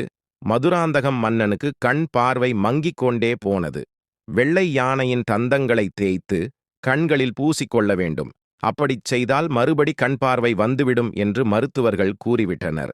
வெள்ளை யானையை உயிரோடு பிடித்து வந்தால் ஒரு ஊரையே பரிசாகத் தருவதாக அறிவித்தான் மன்னன். இந்தச் செய்தி பரமார்த்தருக்கும் அவரது சீடர்களுக்கும் எட்டியது. குருநாதா, நமக்கு தெரிந்தவரை யானை கருப்பு நிறமாகத்தானே இருக்கிறது. வெள்ளை யானை கூட உண்டா என்ன எனக் கேட்டான். மற்றி, தேவலோகத்தில் ஐராவதம் என்று ஒரு யானை இந்திரனிடம் இருக்கிறது. அது வெள்ளையாக இருக்குமாம் என்றான் மடையன். குருவே, அந்த யானையை பிடித்து வர உங்களுக்கு தைரியம் இருக்கிறதா என்று கேட்டான் முட்டாள். உடனே குருவுக்கு கோபம் வந்துவிட்டது. கோழையே, என்னால் முடியாத காரியம் கூட உண்டா? ஆனால் இந்திரனுக்கும் எனக்கும் போன ஜென்மத்திலிருந்தே தீராத பகை. அதனால் அங்கே போவதற்கு நான் விரும்பவில்லை என்று கூறியபடி தாடியை உருவிக்கொண்டார். குருதேவா, எனக்கு ஒரு யோசனை தோன்றுகிறது. வீட்டுக்கு வெள்ளை அடிக்கிறது மாதிரி யானைக்கும் வெள்ளை அடித்து விட்டால் என்ன என்று கேட்டான். மண்டு, ஆமாம் குருவே, யானையின் மேல் சுண்ணாம்பு தடவி விட்டால் போதும், கருப்பு யானை வெள்ளையாக மாறிவிடும் என்று குதித்தான் மூடன். ராஜாவுக்குத்தான் சரியாக கண் தெரியாதே, அதனால் அவரால் நம் மோசடியை கண்டுபிடிக்க முடியாது என்று மகிழ்ந்தான் முட்டாள். ஆகா, ஆளுக்கு ஒரு ஊர் பரிசாக கிடைக்கப் போகிறது. இனிமேல் நாம் எல்லோரும் குட்டி ராஜாக்கள்தான் என்றபடி மண்ணில் புரண்டான். மற்றி, பலே பலே, இப்போதுதான் உங்கள் மூனை நன்றாக வேலை செய்கிறது என பாராட்டினார் பரமார்த்தர். அப்போதே தன் சீடர்களை அழைத்துக் கொண்டு யானை பாகனிடம் போனார். ஒரு நாளைக்கு மட்டும் உங்கள் யானையை வாடகைக்கு கொடுங்கள், தேவையான பணம் தருகிறோம் நீங்களும் கூடவே வரவேண்டும் என்று வேண்டினான் மட்டி. பணத்துக்கு ஆசைப்பட்ட பாகனும் சரி என்று சம்மதித்தான். நன்றாக இருட்டிய பிறகு பானை பானையாகச் சுண்ணாம்பு கொண்டு வந்தான் மடையன். அதை எடுத்து அபிஷேகம் செய்வது போல பானையின் மேல் ஊற்றினான் முட்டாள். கொஞ்சம் சுண்ணாம்பை வாரி எடுத்து பயந்து கொண்டே யானையின் வாயில் பூசிவிட்டான் மண்டு. பரமார்த்தரும் தம் கைத்தடியால் வரி வரியாக வெள்ளை அடித்தார். குருவே, யானை கருப்பாக இருக்கும்போது தந்தம் வெள்ளையாக இருக்கிறது, அதுபோல யானை வெள்ளையாக இருந்தால் தந்தம் கருப்பாக அல்லவா இருக்க வேண்டும் எனக் கேட்டான் பாகன். ஆமாம், நீ சொல்வதும் சரிதான் என்றபடி அடுப்பு கரியை தேய்த்து தந்தங்களில் பூசிவிட்டான் முட்டாள். இது தேவலோகத்தில் இருந்து பிடித்து வந்தது என்பதை அரசன் நம்ப வேண்டும். அதனால் 2 இறக்கைகள் கட்ட வேண்டும் என்றார் பரமார்த்தர். குருவின் யோசனையை உடனே செயல்படுத்தினான் மூடன். எல்லா வேலையையும் முடிந்தது. யானையைச் சுற்றி வந்து பார்வையிட்ட குரு, அற்புதம், இது இந்திரலோகத்து யானையேதான் என்றபடி அதன் தும்பிக்கையை தொட்டு கும்பிட்டார். மறுநாள் அரண்மனைக்கு முன்னால் மக்கள் கூட்டம் ஜே ஜே என்று இருந்தது. வெள்ளை யானையை பார்ப்பதற்காக மந்திரிகள் புடைசூழ மன்னனும் வந்தான். திறந்த வெளியில் கட்டியிருந்த யானையை பார்த்த அரசன், அதிசயமாக இருக்கிறதே, இந்த யானையை எங்கிருந்து பிடித்து வந்தீர்கள் என்று கேட்டான். தேவலோகம் வரை தேடிக் கொண்டு போனோம் என்று புழுகினான் மண்டு. ஐயோ, இதை பிடிக்க நாங்கள் பட்ட பாடு எங்களுக்குத்தான் தெரியும் என்றான் மூடன். தந்தம் மட்டும் கருப்பாக இருக்கிறதே என்று மந்திரி கேட்டதும், அது வைரம் பாய்ந்த தந்தம், அப்படித்தான் இருக்கும் என்றான் முட்டாள். இவர்கள் பேசிக்கொண்டே இருக்கும்போது திடீரென்று பலத்த காற்று அடிக்க ஆரம்பித்தது. உடனே யானையின் மீது கட்டப்பட்ட இறக்கைகள் பீய்த்துக் கொண்டு கீழே விழுந்தன. உடனே பலத்த மழையும் பெய்ய ஆரம்பித்தது. மழை நீர் யானையின் மீது பட்டதும் கொஞ்சம் கொஞ்சமாக சுண்ணாம்பு எல்லாம் கரைந்து வெள்ளை யானை கருப்பாக மாறியது. இதை பார்த்த குருவுக்கும் சீடர்களுக்கும் பயத்தால் உடம்பு வெட வெட என்று நடுங்கியது. சிறிது நேரத்திலேயே பரமார்த்தரின் சாயம் வெளுத்துவிட்டது, ஊகும் கருத்துவிட்டது. வழக்கம்போல் தண்டனைக்கு ஆளானார்கள். தேவலோகத்தில் ஐராவதம் என்று ஒரு யானை இந்திரனிடம் இருக்கிறது. அது வெள்ளை. தோட்டத்தில் மேயுது.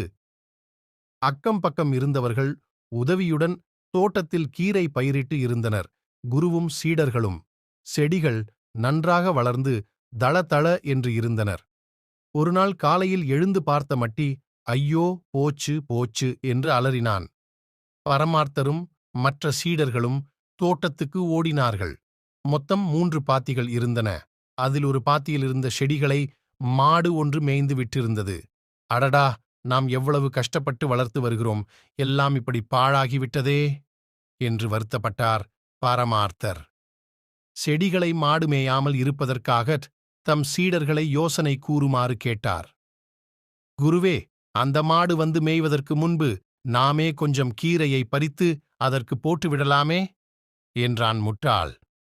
நாம் பயிரிடுவதை மாடு சாப்பிடாமல் இருக்க வேண்டுமானால் மாட்டுக்கென்று தனியாக ஒரு பாத்தியில் கீரை விதைத்துவிட்டால் போதும். அதை மட்டும் சாப்பிட்டுவிட்டு போய்விடும் என்றான் நம் மூடன். புத்தி கெட்டவர்களே, நீங்கள் சொல்கிறபடி செய்தாலும் நமக்குத்தானே நஷ்டம். அதையும் தின்று இதையும் தின்றுவிடுமே என்று அவர்களை திட்டினார் பரமார்த்தர். அப்பொழுது மண்டுவுக்கு ஒரு யோசனை தோன்றியது. ராத்திரியில் மட்டும்தானே மேய்கிறது, அதனால் தினம் தினம் இரவு வந்ததும் எல்லா செடிகளையும் பிடுங்கி பத்திரமாக மறைத்து வைத்து விடலாம். பொழுது விடிந்ததும் பழையபடி நட்டுவிடலாம் என்றான். இந்த யோசனையும் சரிப்பட்டு வராது என்று பரமார்த்தர் கூறிவிட்டார். தழைகள் எல்லாம் மேலே இருப்பதால்தான் தின்று விடுகிறது. பூரா செடிகளையும் பிடுங்கி தலைகீழாக நட்டு விடுவோம்.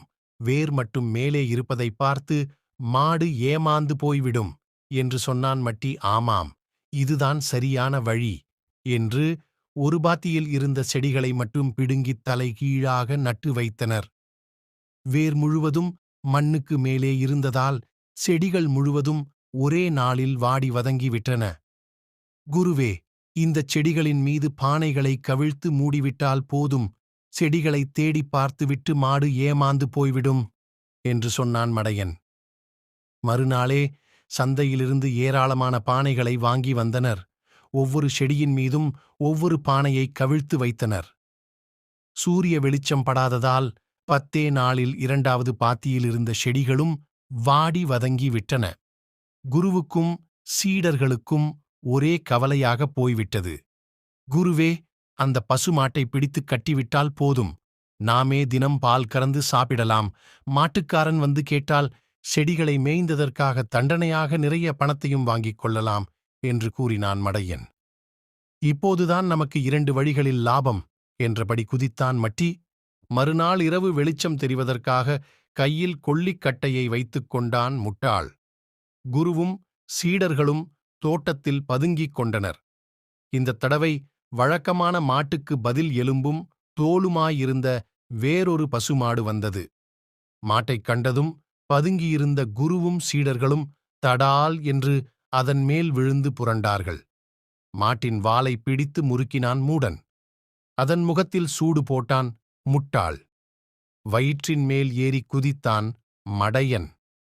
அப்பாடா, ஒரு வழியாகத் திருட்டு மாட்டைக் கண்டுபிடித்து விட்டோம் என்ற பரமார்த்தரும் சீடர்களும் மகிழ்ச்சியோடு படுக்கச் சென்றார்கள். பொழுது விடிந்ததும் அந்த ஊரிலேயே பெரிய முரடனான முனியாண்டி தன் மாட்டைத் தேடிக் கொண்டு வந்தான். பரமார்த்தரும் சீடர்களும் தன் மாட்டை கட்டி வைத்திருப்பதை பார்த்து பயங்கரமாக கோபம் கொண்டான். டேய், உங்களுக்கு எவ்வளவு திமிர் இருந்தால் என் மாட்டை கட்டி வைப்பீர்கள்? மாட்டுக்குச் சூடு போட்டதற்கும் அதன் காலை ஒடித்துக் கட்டிப் போட்டதற்கும் சேர்த்து மரியாதையாக பணத்தை எடுத்து வையுங்கள் என்று கத்தியபடி குருவையும் சீடர்களையும் உதைக்க ஆரம்பித்தான். கீரையும் வேண்டாம், பணமும் வேண்டாம், ஆளை விட்டால் போதும் என்று அலறியபடி குருவும் சீடர்களும் மடத்தை விட்டே ஓடத் தொடங்கினார்கள். பூவரசம் மரமே, புத்தி கொடு. மரத்தடியில் உட்கார்ந்த நிலையிலேயே தூங்கிக் கொண்டிருந்தார் பரமார்த்தர். திடீரென்று விழித்துக் கொண்டிருந்தார் பரமார்த்தர். திடீரென்று விழித்து எழுந்து, சீடர்களே, புத்தருக்கு போதி மரத்தடியில் ஞானம் பிறந்ததாம். அதுபோல் இப்போது எனக்கு இந்த பூவரசம் மரத்தடியில் புத்தி பிறந்துவிட்டது என்று மகிழ்ச்சியுடன் கத்தினார். அதைக் கேட்ட சீடர்கள், புத்தருக்கு ஒரு போதி, எங்கள் பரமார்த்தருக்கு ஒரு பூவரசம், புத்தி கொடுத்த மரமே நீ வாழ்க என்று அந்த மரத்தை சுற்றி வந்து வணங்கினார்கள். சீடர்களே, நாம் யாருடனாவது கூட்டு சேர்ந்து பயிர் வைப்போம், கொள்ளை லாபம் அடிப்போம் என்றார் குரு. பரமார்த்தரின் யோசனையை கேள்விப்பட்ட ஒருவன் அவர்களுடன் கூட்டாக பயிர் செய்வதற்கு ஒப்புக்கொண்டான். எப்படியும் குருவும் சீடர்களும் ஏமாந்து விடுவார்கள் என்று நம்பினான். கூட்டு வாணிகம் என்பதால் மண்ணுக்கு மேலே விளைவதை ஒருவரும் பூமிக்கு கீழே கிடப்பதை இன்னொருவரும் எடுத்துக்கொள்ள வேண்டும். அப்போதுதான் இருவருக்கும் லாபம் சமமாக இருக்கும். உங்களுக்கு பூமிக்கு கீழே விளைவது வேண்டுமா, மேலே கிடைப்பது வேண்டுமா என்று கேட்டான் கூட்டாளி. குருவும் சீடர்களும் தனியாகச் சென்று யோசித்தார்கள். குருவே, பூமிக்கு மேலே இருப்பது வேண்டாம். அதை யார் காவல் காப்பது? பூமிக்கு அடியில் இருப்பதையே எடுத்துக்கொள்வோம், எல்லாம் பத்திரமாக இருக்கும் என்றனர் சீடர்கள். சீடர்கள் பேச்சை நம்பிய பரமார்த்தரும், பூமிக்கு கீழே இருப்பது எல்லாம் எங்களுக்கே என்று கூறிவிட்டார். ஏமாற்ற நினைத்த கூட்டாளியோ சோளம், கம்பு, கேழ்வரகு என்று மண்ணுக்கு மேலே கிடைப்பவையாக பயிரிட்டான். செடிகள் நன்றாகச் செழித்து வளர்வதைக் கண்ட பரமார்த்தர், பலே, மண்ணுக்கு மேலேயே இவ்வளவு செழிப்பாக இருந்தால் அடியில் இன்னும் வளமாக காய்க்குமே. இந்த தடவை நமக்கு நல்ல லாபம் நிச்சயமாக கிடைக்கப் போகிறது என்று மகிழ்ந்தார். சீடர்களும் நம் கூட்டாளியும் நன்றாக ஏமாந்து போனான். நம்முடைய திட்டம் அவனுக்கு புரியவில்லை என்று நினைத்தனர். அறுவடை காலம் வந்தது.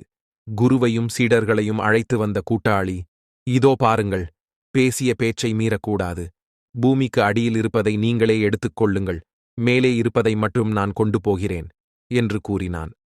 அவன் எல்லாவற்றையும் அறுத்துச் சென்ற பிறகு குருவும் சீடர்களும் வெறும் மண்ணை கிளற ஆரம்பித்தார்கள். எங்கு தோண்டினாலும் வெறும் வேர் மட்டுமே இருந்தது. குருவே, மோசம் போனோம் என்று அலறினான் மட்டி. ஏதோ மாய வேலை நடந்துவிட்டது என்று அழுதான் மடையன். குருவே, பாதாள உலகத்தில் இருப்பவர்கள்தான் எல்லாவற்றையும் அடியிலிருந்தே திருடிக் கொண்டு போய்விட்டார்கள் என்றான் முட்டாள். இத்தனை நாட்கள் கஷ்டப்பட்டு உழைத்தோம், எல்லாம் பாழாகிவிட்டதே என்று வருத்தப்பட்டார் பரமார்த்தர். குருதேவா, அடுத்த முறை பயிர் செய்யும்போது மேலே இருப்பதை நாம் எடுத்துக்கொள்வோம். நாம் ஏமாந்தது போல அவனும் ஏமாற வேண்டும் என்றான் மூடன். அடுத்த முறை பயிர் செய்யும் காலம் வந்தது. இந்த தடவை மண்ணுக்கு மேலே இருப்பது எல்லாம் எங்களுக்கு என்று கூறிவிட்டனர் குருவும் சீடர்களும். மறுபடியும் ஏமாற்ற நினைத்த கூட்டாளி இந்த தடவை வேர்க்கடலையும் மரவள்ளி கிழங்கும் பயிர் வைத்தான். குருவும் சீடர்களும் கடுமையாக உழைத்தார்கள். குருவே, செடிகள் வளமாக வளர்கின்றன, கொள்ளை லாபம் கிடைக்கப் போகிறது என்றான் மண்டு. அறுவடை நேரம் வந்தது.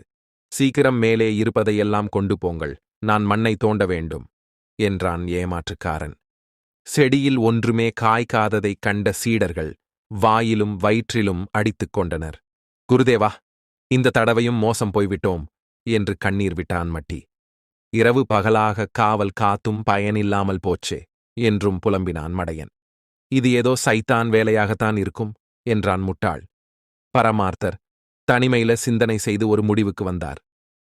சீடர்களே, இது சைத்தான் வேலையுமல்ல, சனீஸ்வரன் வேலையுமல்ல, எல்லாம் நான் செய்த தவறுதான் என்றார். என்ன, நீங்கள் செய்த தவறா? என்ன அது என்று சீடர்கள் வியப்போடு கேட்டனர். மரத்தடியில் படுத்துத் தூங்கிய போது புத்தி வந்ததாக கூறினேன். அது தவறு. அந்த மரம் பூவரசம் மரம் இல்லை என்பதுதான் நேற்றுதான் தெரிந்தது. வேறு ஏதோ ஒரு மரத்தடியில் மாறிப்போய்த் தவறுதலாகத் தூங்கிவிட்டேன். வாருங்கள், உண்மையாக பூவரசம் மரத்தடிக்குப் போவோம் என்றார்.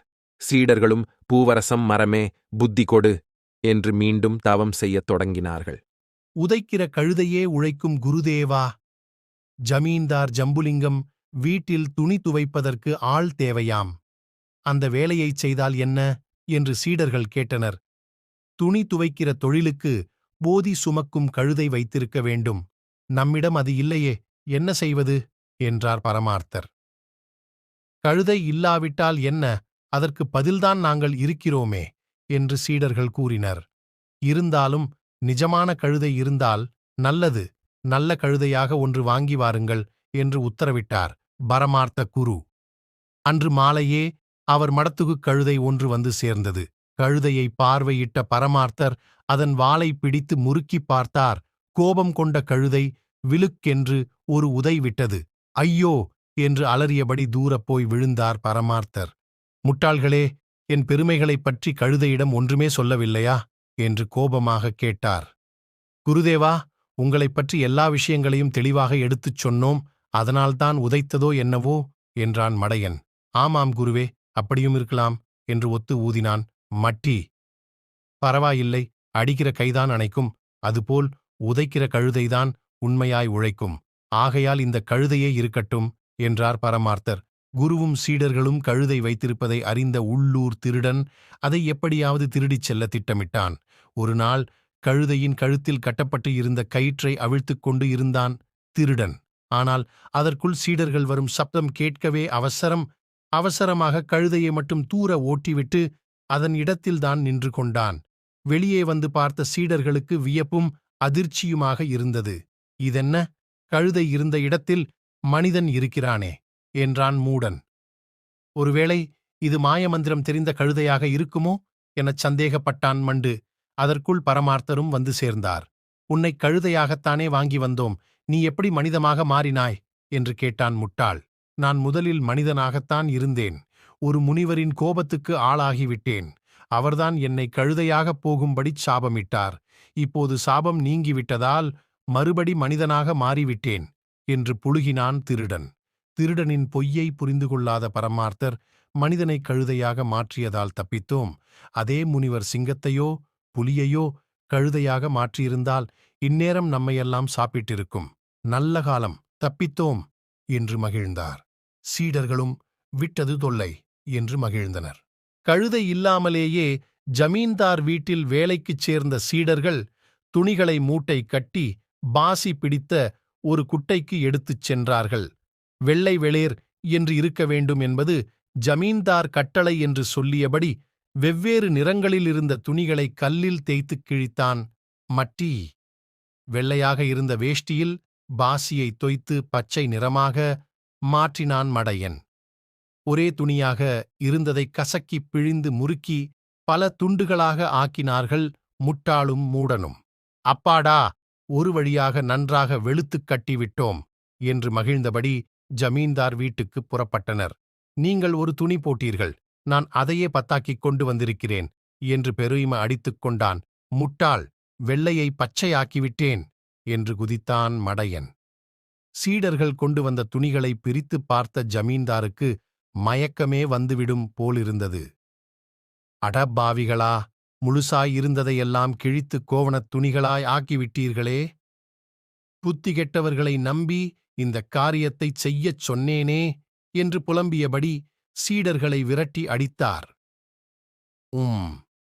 நம் தொழிலு திறமையை யாருமே புரிந்து கொள்ள மாட்டார்கள் போலிருக்கிறதே என்று வருத்தப்பட்டபடி மடத்துக்கே திரும்பினார்கள் 5 சீடர்களும். தவளைக்குட்டிச் சீடன் முட்டாளும் மூடனும் தவிர பரமார்த்த குருவும் மற்ற சீடர்களும் ராஜ வீதியில் காத்திருந்தனர். அந்த நாட்டு மன்னன் தேரில் ஊர்வலமாக வந்து கொண்டிருந்தான். தங்கள் அருகே தேர் வந்ததும் கையில் தயாராக வைத்திருந்த செத்துப்போன தவளையையும் ஓணானையும் தேரின் சக்கத்தில் போட்டான் மட்டி. அதன் மீது சக்கரம் ஏறி நகர்ந்ததும் நசுங்கிப்போன தவளையையும் ஓணானையும் தூக்கி வந்தான் மடையன். பரமார்த்தர் தேருக்கு முன்னால் சென்று, ஐயோ, என் சீடர்களைக் கொன்று விட்டாயே, இதுதான் நீ குடிமக்களை காப்பாற்றும் முறையா என்று கூச்சலிட்டார். மட்டியும் மடையனும் சேர்ந்து கொண்டு, ஐயோ, கொஞ்ச நேரத்துக்கு முன்னால் எங்களோடு சிரித்துப் பேசிக் கொண்டிருந்தீர்கள், அதற்குள் இப்படி நசுங்கி கூழ்கூழாக ஆகிவிட்டீர்களே என்று ஒப்பாரி வைத்தனர். அரசனுக்கும் அமைச்சர்களுக்கும் ஒன்றும் புரியவில்லை. யாரைக் கொன்றேன் எனக் கேட்டான் மன்னன். என் அருமையான சீடர்களான முட்டாளையும் மூடனையும் நீதான் தேர் ஏற்றிக் கொன்றுவிட்டாய் என்று குற்றம் சாட்டினார். குரு, அப்படியானால் எங்கே அவர்கள் உடல்கள் என்று மந்திரி கேட்டார்.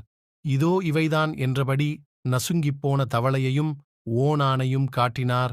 பரமார்த்தர் எல்லோருக்கும் வியப்பாக இருந்தது. இது தவளை அல்லவா?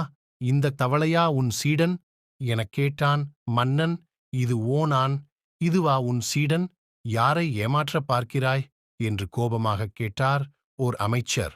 அரசே, நான் எதற்கு உன்னை ஏமாற்ற வேண்டும்? உண்மையாகவே இந்த தவளையும் ஓணானும் என் சீடர்கள்தாம். நம்மைப் போல மனிதர்களாகத்தான் இவர்கள் இருந்தார்கள். ஒரு மந்திரவாதியின் சாபத்தால் இப்படி ஆகிவிட்டார்கள் என்று பொய் கூறினார் பரமார்த்தர். தவளைதான் என்றாலும் மனிதர்களைப் போலவே பேசுவான்.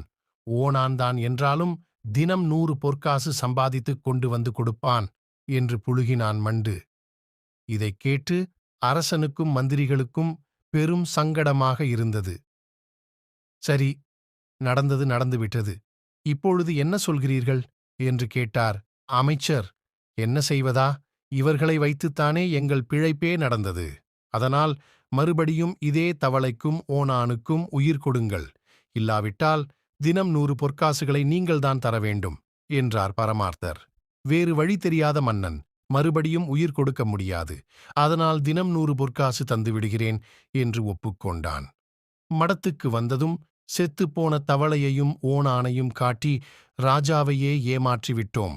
இனிமேல் தினமும் 100 பொற்காசு கிடைக்கப் போகிறது என்று குதித்தார்கள். முட்டாளையும் மூடனையும் பார்த்து, நீங்கள் 2 பேரும் செத்துவிட்டதாக கூறிவிட்டோம். ஆகையால் இனிமேல் மடத்தை விட்டு வெளியே போகவே கூடாது. தப்பித் தவறி வெளியே போனீர்களானால் மாட்டிக்கொள்வோம். ஜாக்கிரதை என்று எச்சரிக்கை செய்தார் குரு. ஒரே வாரம் கழிந்தது. இரவு நேரத்தில் எல்லோரும் குரட்டை விட்டு தூங்கிக் கொண்டு இருந்தனர். முட்டாளும் மூடனும் மட்டும் விழித்துக் கொண்டனர். ஊர் சுற்றி 1 வாரமாகிறது. யாருக்கும் தெரியாமல் ஒரு சுற்றுச் சுற்றிக் கொண்டு வந்துவிடலாம் என்று ஆசைப்பட்டனர். கையில் கொல்லிக்கட்டையுடன் இருவரும் வெளியே புறப்பட்டனர். 2 தெரு சுற்றுவதற்குள் இரவுக் காவலர்கள் கண்ணில் பட்டுவிட்டனர். உடனே இருவரையும் துரத்திப் பிடித்தனர். பொழுது விடிந்ததும் மற்ற சீடர்களும் குருவும் கைது செய்யப்பட்டனர். ஆளை உயிரோடு வைத்துக்கொண்டே செத்துவிட்டதாக ஏமாற்றினீர்கள். அதனால் இப்போது உண்மையாகவே இவர்கள் இருவரையும் தேர் ஏற்றிச் சாகடிக்கப் போகிறேன் என்றான் மன்னன். அதைக் கேட்ட குருவும் சீடர்களும் அலறினார்கள். ஐயோ மன்னா, தெரியாமல் செய்துவிட்டோம். உங்களிடமிருந்து வாங்கிய பணத்தையெல்லாம் திருப்பிக் கொடுத்து விடுகிறோம். மன்னித்து விட்டு விடுங்கள் என்று அரசனின் கால்களில் விழுந்தார். சீடர்களும் கீழே விழுந்து வேண்டினார்கள். மன்னனும் போனால் போகிறது என்று மன்னித்து அனைவரையும் விடுதலை செய்தான். அன்புள்ள ஆவி கோயி என்ற சப்தம் பரமார்த்தரின் காதைத் துளைத்தது. படுத்துக் கொண்டிருந்தவர் எழுந்து மேலே பார்த்தார். அவர் தலையைச் சுற்றிலும் சில கொசுக்கள் பறந்து கொண்டிருந்தன. உடனே தம் சீடர்களை கூப்பிட்டார். குருதேவா, இதென்ன விசித்திரமாக இருக்கிறது? இது மாதிரி சின்ன சின்ன பறவைகளை இதற்கு முன்பு நாம் பார்த்ததே இல்லையே என்றான் மட்டி. அப்போது குருவையும் சீடர்களையும் சில கொசுக்கள் கடித்தன. வலி தாங்காத குரு கத்தினார். சீடர்களும் அவருடன் சேர்ந்து கூச்சல் போட்டனர். குருநாதா, இந்த பறவைகள் ஏன் நம்மை கடிக்கின்றன எனக் கேட்டான் மடையன். அவை கொசுக்கள் என்பது பரமார்த்தருக்குத் தெரியாது. உண்மையைச் சொன்னால் சீடர்கள் கேலி செய்வார்கள் என்று நினைத்தார். அதனால் ஒரு சமயம் நான் வேட்டையாட காட்டுக்குப் போயிருந்தேன். அப்போது ஒரு மரத்தில் 100 பறவைகள் இருந்தன. எல்லாவற்றையும் அம்புகோட்டு கொன்றுவிட்டேன். அதன் ஆவிகள்தான் இப்போது வந்து தொல்லை கொடுக்கின்றன என்று புழுகினார். உடனே சிஷ்யர்கள், அன்புள்ள ஆவியே, எங்கள் குருவின் குற்றத்தை மன்னித்து எங்களுக்கு தொல்லை தராமல் இருங்கள் என்று ஒவ்வொரு கொசுவிடமும் வேண்டினார்கள். உஸ், சத்தம் போடாதே, ஆவிகளுக்கு நாம் பேசுவது கேட்கும். அதனால் எல்லா பறவைகளையும் தந்திரமாகத்தான் பிடிக்க வேண்டும் என்று மெல்லக் கூறினான் முட்டாள். குருவே, ஒவ்வொரு பறவையாக பிடித்து தூக்கில் தொங்கவிட வேண்டும் என்று குதித்தான் மூடன். அதைவிட அதற்கு கிச்சு கிச்சு மூட்டி அது சிரித்துக் கொண்டிருக்கும் போதே ஊசியால் குத்தி கொலை செய்துவிடலாம் என்றான் மண்டு. சரி சரி, முதலில் ஒவ்வொரு பறவையாக பிடியுங்கள் என்று கட்டளையிட்டார் குரு. மண்டுவின் மொட்டை தலையில் உட்கார்ந்திருந்த ஒரு கொசுவை அடிக்க நினைத்தான் முட்டாள். தன் தலையில் இருந்த கொள்ளிக்கட்டையால் அவன் தலையில் ஓங்கி ஒரு அடி அடித்தான். மண்டையில நெருப்பு பட்டதும் ஐயோ என்று கதறினான் மண்டு. மெல்ல ஒரு கொசுவை பிடித்தான் மட்டி. அதற்கு கிச்சு கிச்சு காட்டினான் மடையன். பரமார்த்தரோ தம் கைத்தடியால் அந்த கொசுவை நசுக்க பார்த்தார். அதற்குள் அது பறந்து போய்விட்டது. சற்று நேரத்தில் எல்லா கொசுக்களும் வேறு எங்கோ பறந்து சென்றுவிட்டன. குருவே, இந்த பறவைகளுக்கு மந்திரம் தெரியும் போலிருக்கிறது. நம் திட்டத்தை தெரிந்து கொண்டு மாயமாய் மறைந்துவிட்டன என்றான். வேறு வழியில்தான் பிடிக்க வேண்டும் என்றான் மண்டு. இந்த பறவைகளுக்கு எதிரியாக ஏதாவது பூச்சிகளை பிடித்து வந்துவிட வேண்டும். அவை இரண்டும் சண்டை போட்டுக் கொண்டிருக்கும். நாம் நிம்மதியாக தூங்கலாம் என்றான் முட்டாள். முட்டாளின் திட்டப்படி மடம் பூராவும் மூட்டை பூச்சிகளை பிடித்து வந்துவிட்டனர். 2 நாட்கள் சென்றன. கொசுவுடன் மூட்டை பூச்சிகளும் சேர்ந்து கொண்டு கடித்தன. சே, பெரிய தொல்லையாக போய்விட்டதே, என்ன செய்வது என்று பரமார்த்தர் கேட்டார். குருவே, எனக்கு ஒரு அற்புதமான யோசனை தோன்றிவிட்டது. மூட்டை பூச்சிக்கு பயந்து கொண்டு வீட்டை கொளுத்தினானாம் என்று சொல்கிறார்களே, அதைச் செய்து பார்த்தால் என்ன என்று கேட்டான் மட்டி.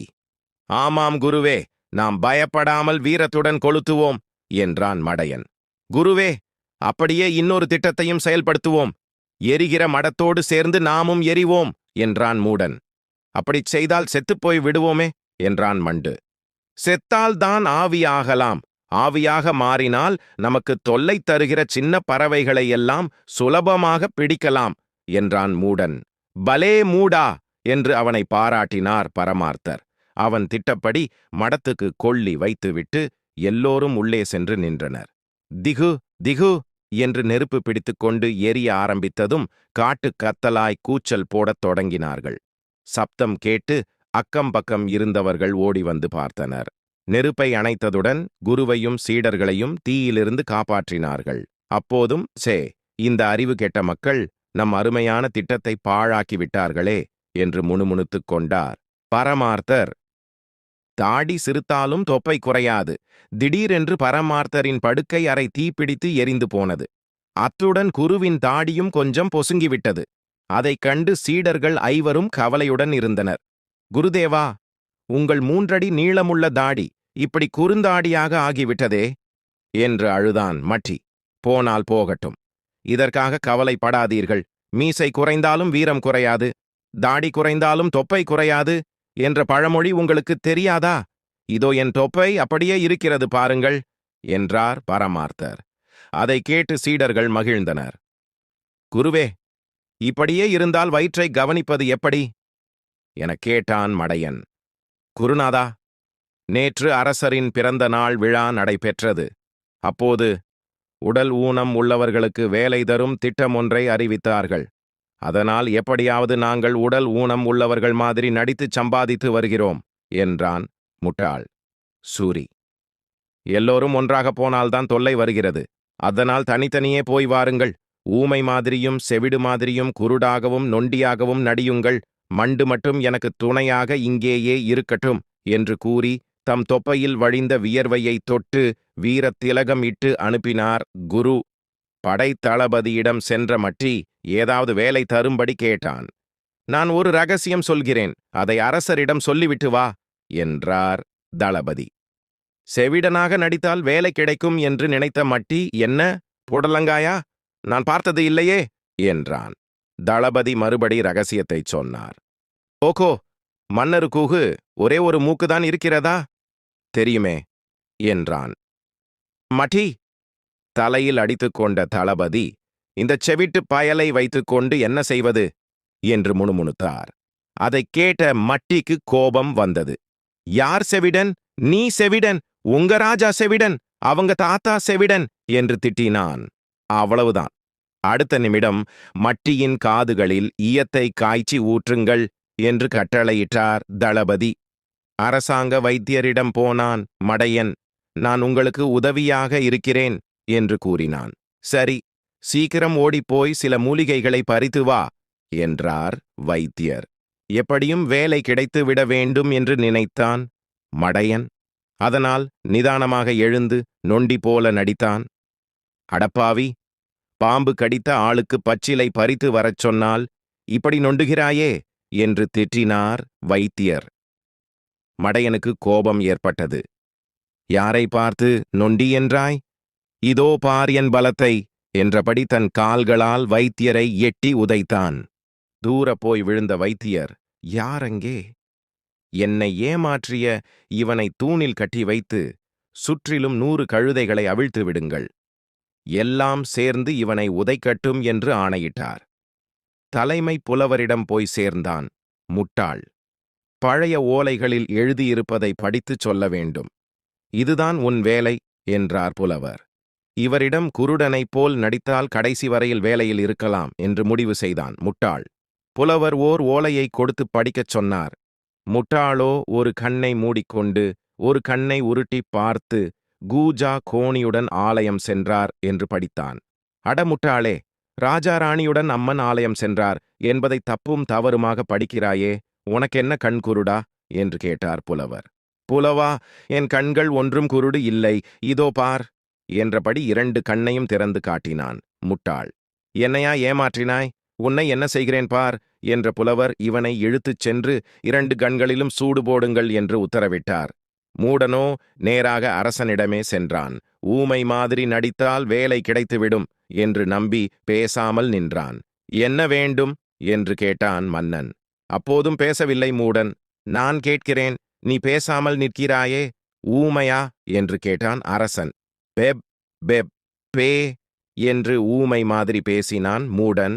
ஐயோ பாவம், ஊமை போலிருக்கிறது என்றான் மன்னன்.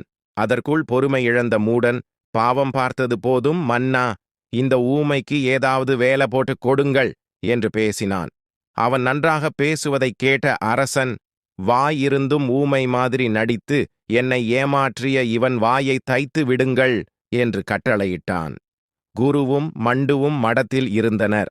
அந்த 4 பேரும் வேலையில் சேர்ந்து விட்டார்கள் போலிருக்கிறது. வேலை முடிந்து நிறைய பணத்துடன் திரும்பி வருவார்கள். அதனால் பானையில் இருக்கும் பழைய சோற்றை நாய்க்கு கொட்டிவிடு, புதிய சோறாகவே பொங்கிச் சாப்பிடலாம் என்றார் பரமார்த்த குரு. அவர் சொன்னபடி சோற்றை வாரி நாய்க்கு கொட்டினான் மண்டு. சற்று நேரத்துக்கெல்லாம் அழுது புலம்பியவாறு வந்து நின்ற சீடர்களைக் கண்டதும், ஐயோ, இருந்த பழைய சோற்றையும் நாய்க்கு போட்டுவிட்டோம், இனி எதைச் சாப்பிடுவது என்று புலம்பியபடி பசியால் மயங்கி விழுந்தார் பரமார்த்தர்.